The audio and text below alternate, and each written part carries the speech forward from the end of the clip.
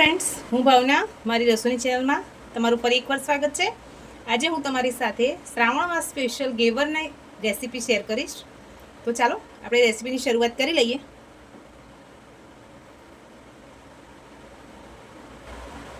એની માટે પહેલાં આપણે રબડી બનાવી લઈએ।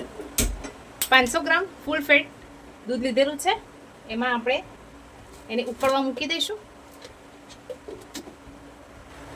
જ્યાર સુધી આપણું દૂધ ઉકળે છે ત્યાર સુધી આપણે જેમાં એક તારની ચાસણીનો ઉપયોગ કરવાનો છે એની માટે ચાસણી બનાવી લઈએ। 1 કપ ખાંડ સામે 1 કપ પાણી ઉમેરીશું। આમાં જે ખાસ ધ્યાન રાખવાનું છે એ બેટર બનાવવાનું જ રાખવાનું છે। તો એમાં આપણે સૌપ્રથમ 2 થી 3 ચમચી જેટલું પીગાળેલું ઘી લઈશું, એટલે કે ઘીને ગરમ કરીને લઈશું। હવે એમાં 2 થી 3 બરફના ટુકડા લીધેલા છે, એનાથી સરસ ફેટી લઈશું આપણે। એનાથી જે બેટર બનશે તમે જોઈ શકો છો આ રીતનું માખણ ટાઈપ તૈયાર થઈ જાય ત્યાર સુધી એને સરસ ફેટી લઈશું।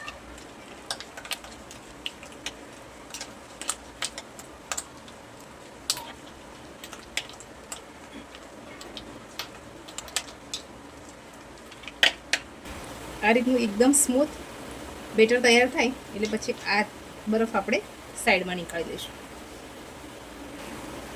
હવે એમાં થોડો થોડો ઉમેરતા 1 વાટકી જેટલો મેંદો ઉમેરી દઈએ।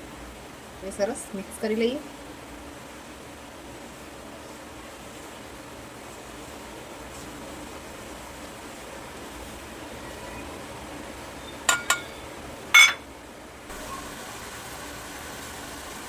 આ જે દૂધ ઉકળ્યું છે એમાં આપણે 1/2 વાટકી જેટલો મિલ્ક પાવડર ઉમેરી દઈએ, જેથી આપણી રબડી એકદમ જ સરસ ક્રીમી અને ટેસ્ટી બનીને તૈયાર થશે।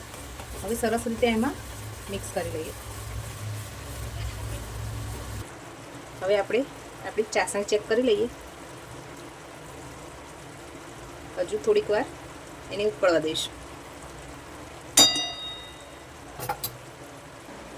હવે આપણે અહીંયા થોડું થોડું દૂધ ઉમેરતા જઈ એકદમ સ્મૂથ બેટર બનાવી લઈશું આનું। હવે આપણી રબડી બનીને તૈયાર થઈ જવા આવી છે। હવે એમાં ખાંડ ઉમેરી દઈએ, 1 થી 2 ટેબલસ્પૂન જેટલી ખાંડ ઉમેરી દઈશું। હવે સરસ આને ખાંડ ઓગળી જાય ત્યાર સુધી ઉકાળી લઈએ। આપણી રબડી બનીને તૈયાર છે। હવે ગેસની ફ્લેમ ઓફ કરી લઈએ। આપણી જે ચાસણી તૈયાર થાય છે તેમાં 1 થી 2 નંગ ઇલાયચીના ઉમેરી દઈશું, જેથી એનો ફ્લેવર બહુ સરસ આવશે ગેવરમાં। આ રાજસ્થાનની પ્રખ્યાત મીઠાઈ છે, તમે પણ આ શ્રાવણ માસમાં જરૂરથી ટ્રાય કરજો।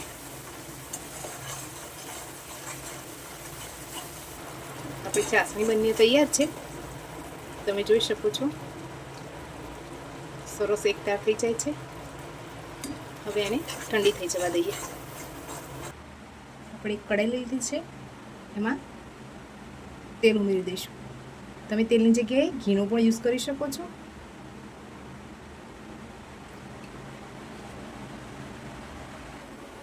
આપણે આ રીતે એકદમ સ્મૂથ બેટર તૈયાર કરવાનું છે, તમે જોઈ શકો છો।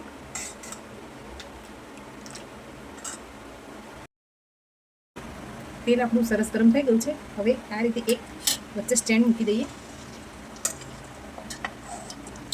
આપણે આ રીતે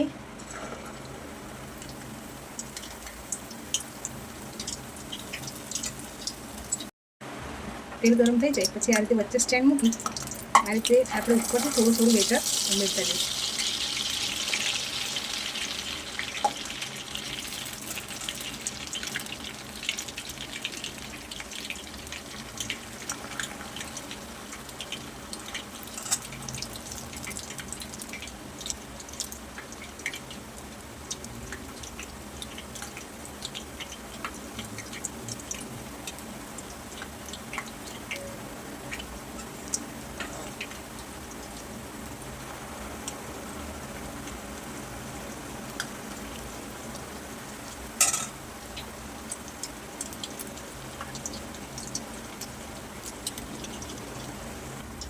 આપણું ઘેવર સરસ એકદમ ગોલ્ડન બ્રાઉન કલરનું અને તમે જોઈ શકો છો એકદમ જાળીદાર બનીને તૈયાર થયું છે. હવે એને વધારાનું તેલ નિતારી અને પછી ચાસણીમાં ડીપ કરી દઈએ.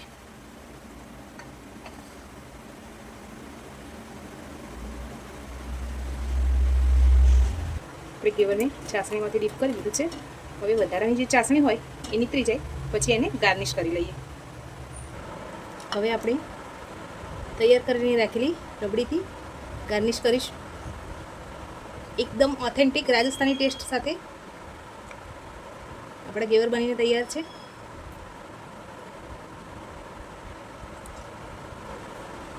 પિસ્તાથી ગાર્નિશ કરીશું.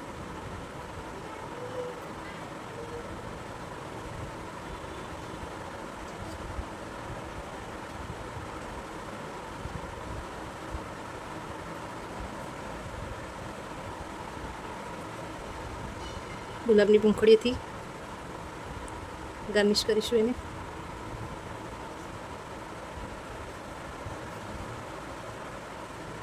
તમે આમાં જે મીઠાઈ ઉપર વરખ આવે છે એ પણ લગાવી શકો. મેં અહીંયા સ્કીપ કરેલો છે. ફ્રેન્ડ્સ, તમને મારી આ રેસીપી કેવી લાગી છે કમેન્ટમાં જરૂર જણાવજો. લાઇક, શેર અને સબસ્ક્રાઈબ કરવાનું ભૂલતા નહીં. મળીએ એક બીજી નવી રેસીપી સાથે. ચાલો, થેન્ક યુ.